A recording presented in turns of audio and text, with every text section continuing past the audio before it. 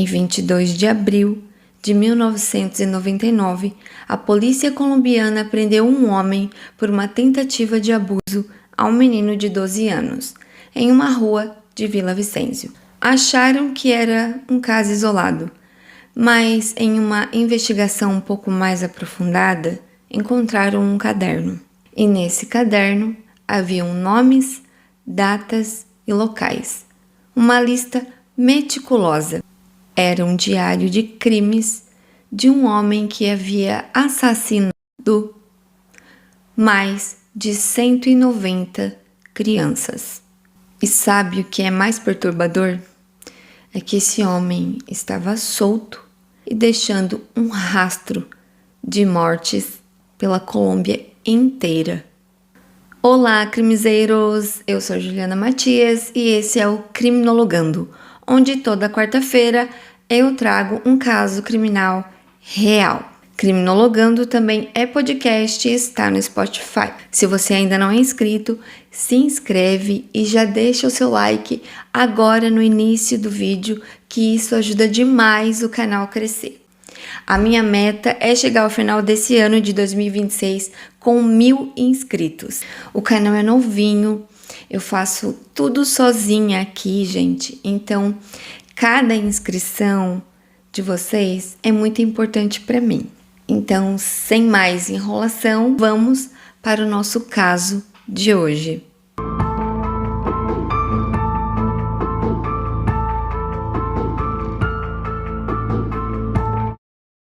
Esse caso, ele é o mais impactante em número de vítimas.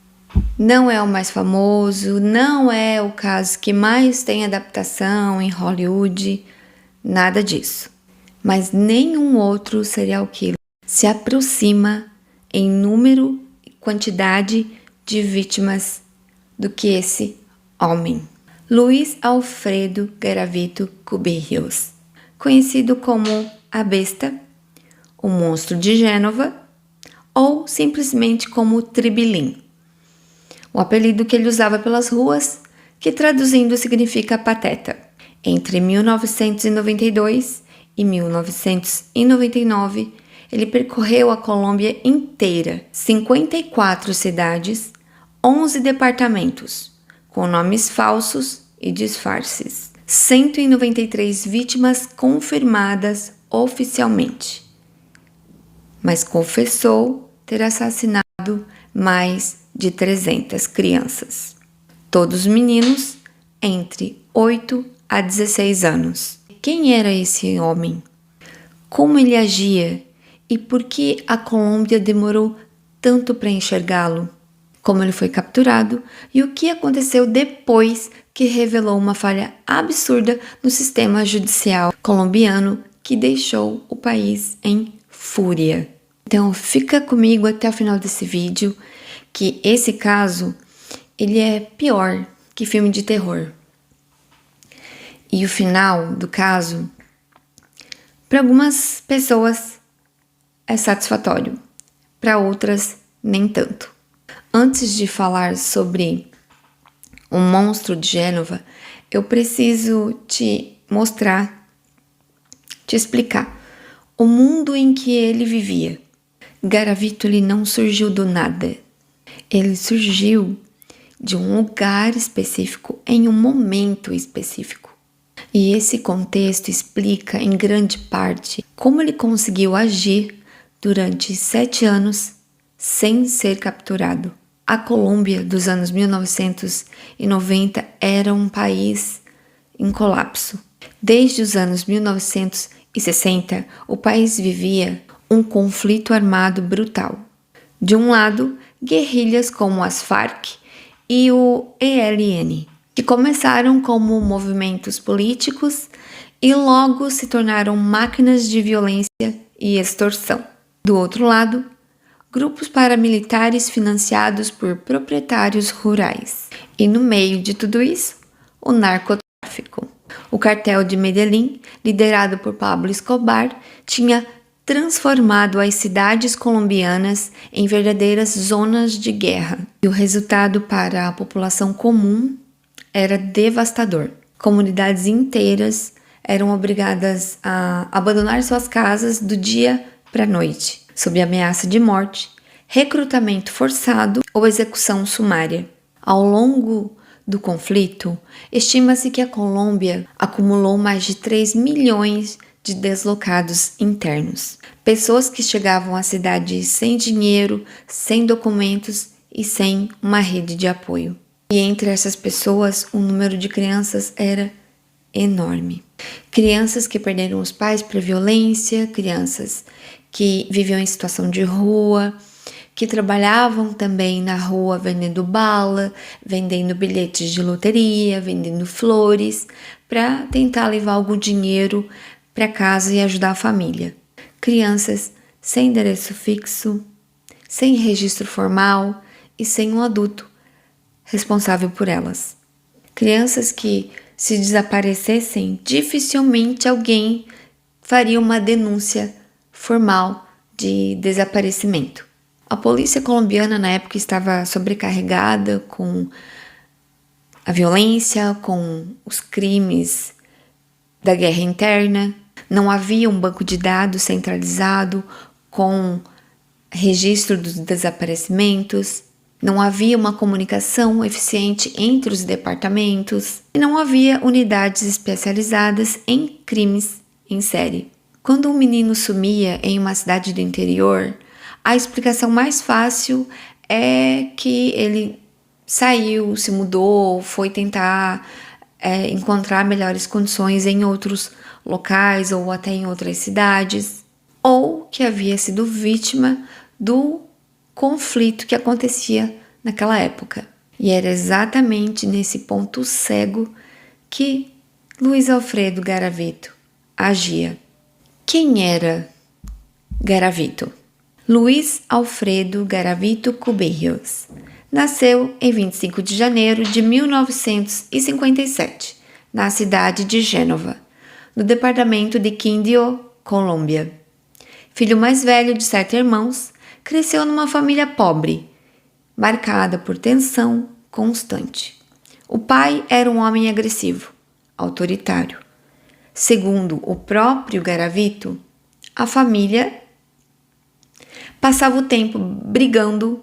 O pai batia nos filhos, humilhava. Só interagia com Garavito para dar ordens de trabalho.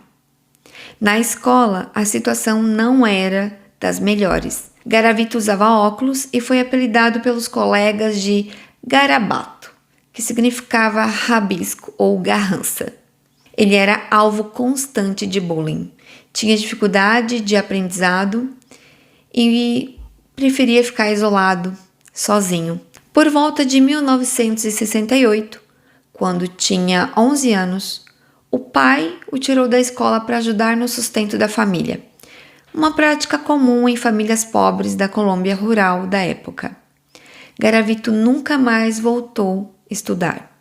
E então veio o evento que Garavito, décadas depois, descreveria como o divisor de águas da sua vida. Em 1969, durante uma visita médica de rotina, ele alega ter sido abusado sexualmente por um farmacêutico vizinho, um homem religioso de confiança da família. Garavito disse que o abuso foi violento e repetido. Os especialistas debatem até hoje a veracidade e o grau de exatidão desses relatos. Garavito ele era um manipulador muito habilidoso. E criminosos com esse perfil frequentemente constroem narrativas de vitimização para justificar os seus atos. Mas a maioria dos peritos concorda que a sua infância foi marcada por traumas profundos e não tratados. Logo depois, segundo registros, sua família foi expulsa de casa e se mudou para a cidade de Trujillo. Lá, Garavito teve novos contatos abusivos com vizinhos. Tentou se aproximar de mulheres e foi rejeitado repetidamente. Desenvolveu um comportamento cada vez mais agressivo e isolado. Aos 16 anos, fugiu de casa. Tentou construir uma vida própria, arrumava empregos e perdia os empregos rapidamente, porque sempre criava conflitos com os colegas ou chefias. Seu único trabalho estável por um período foi como vendedor ambulante de imagens religiosas e santinhos, o que o colocava constantemente em movimento, entrando em casas, conversando com estranhos, passando por cidades diferentes. Diversas cidades diferentes. Aos 21 anos, já era dependente de álcool. Nessa época, quando ele tinha 21 anos, ele tentou contra a própria vida. Vendo que ele tinha chegado no fundo do poço, ele buscou ajuda.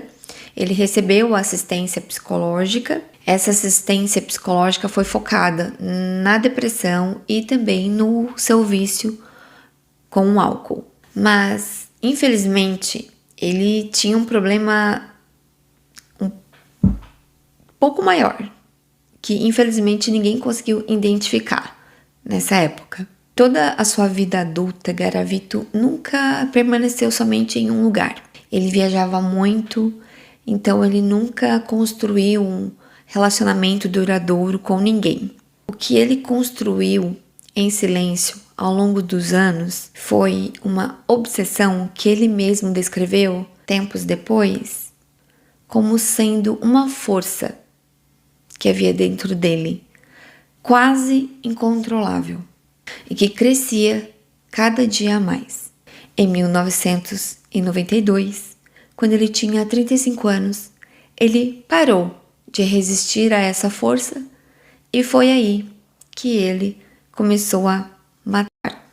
4 de outubro de 1992, Jamundí, Vale del Cauca, Colômbia. Garavito estava bêbado quando viu um garoto de 13 anos caminhando perto de um bazar. Segundo suas próprias palavras, anos depois, em confissão, ele disse: "Me transportei para minha infância. Senti muito ódio e uma voz estranha dentro de mim dizia: mate." Ele seguiu o menino, comprou corda e uma faca no caminho, ofereceu trabalho para o menino, prometeu dinheiro e assim começou um padrão que se repetiria por longos 7 anos. O modus operandi de Garavito era consistente, mas também adaptável. Primeiro, a identidade. Garavito nunca usava o seu nome real. Ele agia com pelo menos 7 identidades falsas documentadas pela polícia. Segundo, o disfarce profissional. Dependendo da cidade e do contexto, ele se apresentava de formas diferentes. Uma hora ele era um vendedor ambulante, depois monge ou pastor religioso, representante de fundação beneficente, funcionário público, médico ou agente de saúde. Ele chegou a criar 2 fundações fictícias, uma para idosos e outra para crianças. E isso lhe dava acesso a escolas e comunidades sem levantar nenhuma suspeita. Terceiro, a seleção das vítimas. Garavito buscava crianças em situação de vulnerabilidade, meninos pobres, de rua, filhos de vendedores ambulantes, crianças que ele sabia que seriam mais difíceis de rastrear se desaparecessem. Quarto, a aproximação. Raramente ele chegava e rendia a criança sob ameaça. Normalmente ele chegava oferecendo um trabalho em um lugar ali um pouco mais isolado, e aí ele ia então levando essa criança para esse local. Então a gente precisa pensar que era um momento muito delicado no país. As pessoas passavam muitas dificuldades. As crianças iam muitas vezes para a rua para ajudar as suas famílias, né? Poder ajudar as famílias. E quando alguém aparecia oferecendo um trabalho com uma boa remuneração, as crianças ficavam empolgadas e elas acreditavam. Então ele levava essas crianças, né, a pé ali, caminhando, entrava em locais isolados, e quando a criança estava mais cansadinha de caminhar, era onde ele as atacava. Ele levava essas crianças para matagais, para morros, encostas, margens de rios, canaviais, cafezais, áreas completamente afastadas de testemunhas. E aí era nesse momento que um monstro aparecia, se revelava. E assim, gente, eu não vou ser gráfica e falar os mínimos detalhes, porque, assim, era brutal, tá? Ele era muito cruel com essas crianças. E quando eu digo muito cruel, ele era muito, muito, muito cruel. Ele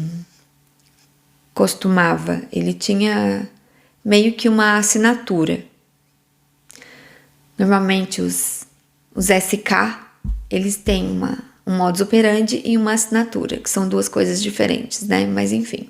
Então ele costumava amarrar essas crianças, depois arrancava a roupa da criança, aí então ele abusava dessas crianças. Eram encontradas no corpo delas várias mordidas, a maioria delas ele desmembrava. Então assim, ele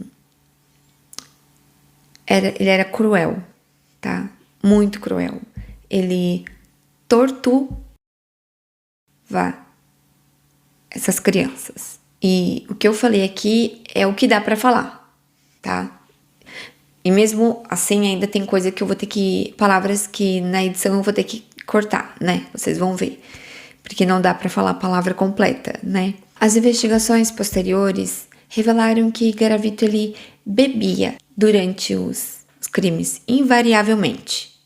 Os investigadores encontravam tampinhas e garrafas em todas as cenas dos crimes. Ele mesmo dizia que o álcool era um gatilho, que sem o álcool ele conseguia se conter. Os peritos rejeitaram essa narrativa. A frieza com que ele planejava cada etapa, os disfarces, as rotas, as mudanças de cidade estratégicas, a seleção deliberada das vítimas não é compatível com quem age por impulso. Garavito sabia exatamente o que ele estava fazendo. O álcool era a parte do ritual e não a causa. Para evitar ser identificado, Garavito nunca ficava muito tempo em um lugar. Após cada crime, ele mudava de cidade. Em 7 anos, ele percorreu a Colômbia de norte a sul pelo menos 5 vezes. Passou por 54 municípios, 11 dos 32 departamentos do país. Há evidências de crimes no Equador que até hoje reivindica sua extradição. Os corpos iam aparecendo nas margens dos rios, nas encostas dos morros, em valas improvisadas no interior, em cafezais, em canaviais, e em cada cena, a corda de nylon, as tampinhas de garrafa, as garrafas de cachaça e também marcas características no solo, pegadas de quem mancava com o pé esquerdo. Ao longo dos anos 90, crianças desapareciam por toda a Colômbia, em cidades diferentes, em departamentos diferentes, investigadas por policiais diferentes, que não se falavam, que não compartilhavam informações entre si. Então, não tinham como enxergar esse padrão. Quando os corpos eram encontrados, a brutalidade era tão extrema, mas tão extrema, que os investigadores eles chegaram a cogitar 2 teorias. Ou eram crimes de uma seita satânica, ou eram operações de um esquema internacional de tráfico de crianças. A ideia de um único homem sozinho, sem cúmplices, ser responsável por aqueles crimes bárbaros era quase absurda. Em 1996, em Tunja, no departamento de Boyacá, uma família denunciou o desaparecimento de um menino. Vizinhos relataram que viram a criança acompanhando um homem de muletas que estava hospedado em um hotel no centro da cidade. A polícia localizou o suspeito e o capturou rapidamente, mas o soltou por falta de provas. Antes de ir embora, o homem quis registrar uma queixa formal por calúnia contra a família que o havia denunciado. Ao fazer isso, ele revelou o seu nome verdadeiro para o registro oficial. Ele era Luiz Alfredo Garavito. Os investigadores ainda não sabiam o peso desse nome. Em novembro de 1997, tudo mudou. Trabalhadores que estavam fazendo escavações em uma área rural de Pereira, uma das principais cidades do eixo cafeteiro colombiano, descobriram algo que parou tudo: uma vala coletiva com restos mortais de 36 crianças. 36 crianças em um único local. A descoberta caiu como uma bomba no país. A mídia explodiu e a população ficou em choque. E pela primeira vez, as autoridades foram forçadas a admitir que havia um predador em série atuando livremente pela Colômbia. O CTI, o Corpo Técnico de Investigação Colombiana, foi escalado para liderar a investigação. E os investigadores que começaram a cruzar os dados de diferentes regiões do país finalmente começaram a enxergar um padrão que havia estado ali o tempo todo. A corda de nylon, as tampinhas de garrafa, as garrafas e as pegadas que indicavam o desgaste do sapato esquerdo, que era visível nas pegadas no chão, e um nome que aparecia nas margens de alguns depoimentos coletados na região de Quindío, que por sinal era a cidade natal de Luiz Alfredo Garavito. Com um perfil montado e um retrato falado, o CTI começou a procurar. Os investigadores espalharam o perfil e o retrato falado por todo o país. 22 de abril de 1999, Vila Vicêncio, capital do departamento de Meta. Era noite. Garavito estava bebendo nas ruas da cidade quando avistou um menino de 12 anos chamado John Ivan Sabogal. Ele estava vendendo bilhetes de loteria numa esquina. Garavito se apresentou com um nome falso: Bonifácio Moreira Liscano. Disse ser um político local e começou a conversar com o menino. Pouco tempo depois, usando uma faca, ele forçou o menino a pular com ele uma cerca de arames que dava para uma encosta isolada. Mas desta vez havia uma testemunha. Um adolescente de rua, um jovem de 16 anos que dormia ali nos arredores. Ele ouviu a movimentação, ele viu o que estava acontecendo, ele conseguiu resgatar o menino e saiu correndo para chamar a polícia. Garavito foi detido perto do local. A princípio, os policiais acharam que tinham em mãos um caso isolado de abuso. Mas quando começaram a verificar os documentos e rastrear a identidade do suspeito, as peças começaram a se encaixar. Os documentos eram falsos e o endereço que ele passou para a polícia era o endereço de uma ex-namorada. Ela contou para a polícia que Garavito tinha deixado uma caixa com alguns pertences dele com ela. Então a polícia pediu para que ela entregasse a caixa para eles poderem averiguar o que tinha naquela caixa. E foram aí que os investigadores encontraram o caderno. Um caderno de capa escura com anotações meticulosas, com nomes, datas, locais e descrições. Uma lista de crimes organizada como se fosse compromissos. Quando o CTI cruzou as informações do caderno com os casos em aberto espalhados pelo país, a magnitude do que tinham em mãos ficou clara. Aquele homem de aparência comum, de 42 anos, bêbado e preso por tentativa de abuso numa esquina em Vila Vicêncio, era o responsável pela maior série de crimes contra crianças da história da humanidade. Nos interrogatórios que se seguiram à captura, Luiz Alfredo Garavito confessou: com uma frieza que deixou investigadores experientes visivelmente abalados. Ele não mostrava remorso, ele não chorava, não demonstrava agitação. Descrevia os crimes com detalhes precisos, a cidade, o tipo de terreno, a rota percorrida, como quem descreve uma viagem de negócio. Inicialmente, ele admitiu 140 assassinatos, depois 147. Em uma confissão adicional feita em 2003, Garavito afirmou que o número real ultrapassava 300 vítimas, incluindo vítimas em outros países e crimes que ele próprio já não conseguia localizar com precisão. Os investigadores passaram meses sendo guiados por Garavito por todo o interior colombiano. Ele indicava locais, descrevia o terreno e, quando chegavam lá, encontravam ossadas. Cada localização confirmada aumentava o peso do horror. O número oficial ficou de 138 condenações de 172 casos levados a julgamento. Mas as estimativas dos investigadores apontam para um total real que pode ultrapassar 300 vítimas. O perfil criminológico construído durante os interrogatórios é o de um predador altamente organizado.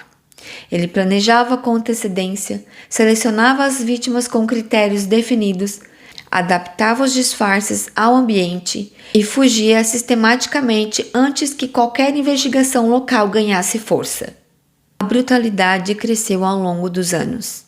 Os crimes de 1998 e 1999 eram visivelmente mais violentos do que os de 1992. Na criminologia, a gente chama isso de escalada. Eu sou estudante do último ano de criminologia, então isso que eu vou falar agora para vocês não saiu da minha cabeça. Isso é conteúdo que a gente aprende na faculdade.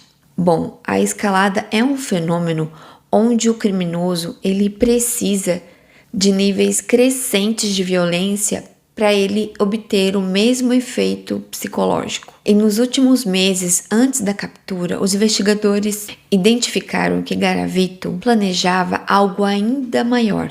Ele havia começado a planejar um ataque em massa, envolvendo adultos, que chamaria muito mais ainda a atenção da mídia. Ele estava cansado dos seus crimes habituais e ele queria algo maior. A captura dele em abril de 1999 interrompeu seus planos. Em 13 de dezembro de 1999, Luiz Alfredo Garavito foi condenado, culpado por 138 das 172 acusações. A soma das penas de todos os crimes, 1.953 anos e 9 dias de prisão. 1.953 anos. Um número que existe para simbolizar a gravidade do que ele havia feito, para registrar formalmente o peso de cada crime. Mas havia um detalhe devastador na legislação colombiana da época. A pena máxima que qualquer pessoa poderia cumprir era de 40 anos. 40 anos para 138 homicídios confirmados, para o maior serial killer da história da humanidade. Pois é, se você está achando isso ruim, então nada é tão ruim que não possa piorar. Como Garavito havia cooperado nas investigações, ajudando a localizar corpos, guiando os investigadores, confirmando seus crimes, a lei colombiana permitia redução de pena por colaboração. A sentença efetiva foi reduzida para 22 anos. A reação do povo colombiano foi de fúria absoluta. Manifestações nas ruas, petições com centenas de milhares de assinaturas. Famílias de vítimas que haviam esperado anos por justiça, via a justiça ser transformada em um número que soava até como um insulto. A Colômbia debateu ferozmente a possibilidade de prisão perpétua e pena de morte, mas a Constituição colombiana não permitia isso. O que salvou parcialmente A situação foi a abertura de novos inquéritos em outras jurisdições, crimes que Garavito ainda não havia confessado e pelos quais ainda não havia sido formalmente condenado. Isso manteve a possibilidade de extensão do tempo de prisão em aberto. A pressão pública resultou eventualmente em uma mudança na legislação. A Colômbia aumentou a pena máxima para esse tipo de crime para 60 anos. Uma mudança diretamente motivada pelo escândalo do caso Garavito. Dentro da prisão, Garavito foi colocado imediatamente isolado. Não como punição, mas por necessidade. Outros detentos queriam matá-lo. O endereço do seu encarceramento nunca foi divulgado, mas até dentro das grades, Garavito continuou manipulando. Ele atentou contra sua vida por diversas vezes, e os especialistas classificaram isso como um comportamento psicopático manipulativo, não um sofrimento genuíno, porque cada tentativa rendia atenção diferenciada. Transferências entre presídios, condições especiais. Com o tempo, ele conseguiu o direito de usar o telefone 4 horas por dia, enquanto outros detentos tinham direito a apenas 20 minutos por dia. Em 2006, um jornalista conseguiu uma entrevista exclusiva com Garavito, e o que o país viu foi perturbador. Garavito tentou minimizar seus crimes sistematicamente.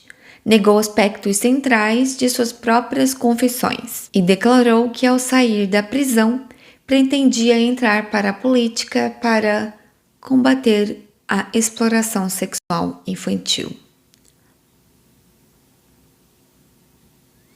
A reação nacional foi de asco e indignação total. A entrevista acabou tendo o efeito oposto a talvez o que Garavito esperasse. Gerou pressão política para que novos processos fossem abertos e sua permanência na prisão fosse garantida por mais tempo. Luiz Alfredo Garavito Cubillos morreu em 12 de outubro de 2023. Ele tinha 66 anos. A causa da morte foi insuficiência cardíaca, complicada por leucemia e câncer no olho, que o havia deixado praticamente cego nos últimos anos. Ele passou os últimos meses de vida no setor médico da prisão de Valledupar, debilitado, fabricando colares e pulseiras à mão. Ele morreu cumprindo pena, nunca foi solto. Para as famílias das vítimas, as que ainda estão vivas, as que passaram décadas esperando por alguma forma de fechamento, a morte de Garavito foi recebida de formas diferentes. Alguns sentiram alívio, a certeza de que ele jamais voltaria às ruas. Outros sentiram que a morte natural, numa cama de hospital, era suave demais para o que ele havia feito. E muitos simplesmente sentiram o peso de uma dor que não passa, independentemente do que aconteça com o culpado. Porque nenhuma condenação, nenhuma morte, nenhum julgamento devolve o que foi tirado. O caso Garavito deixa perguntas que a Colômbia e o mundo ainda tenta responder. Como um país inteiro não enxergou um homem matando centenas de crianças? A resposta não é simples. É uma combinação de falhas. Um sistema policial fragmentado e sem comunicação, uma sociedade destruída por décadas de conflito armado, uma população de crianças invisíveis que o mundo havia decidido de formas pequenas e grandes que importavam menos. Garavito não escolheu suas vítimas por acaso. Ele escolheu crianças que o sistema já havia abandonado. E é por isso que essa história precisa ser contada. Não para glorificar um criminoso, isso jamais, mas porque cada vez que a gente olha para um caso como esse e pergunta como isso foi possível, estamos perguntando o que precisamos mudar para que não seja possível algo parecido acontecer de novo. Eu quero saber o que você achou desse caso. Escreve aqui nos comentários qual caso você gostaria de ver por aqui. Não esquece de deixar o seu like e se inscrever no canal, isso ajuda muito o meu trabalho e a gente se vê no próximo vídeo.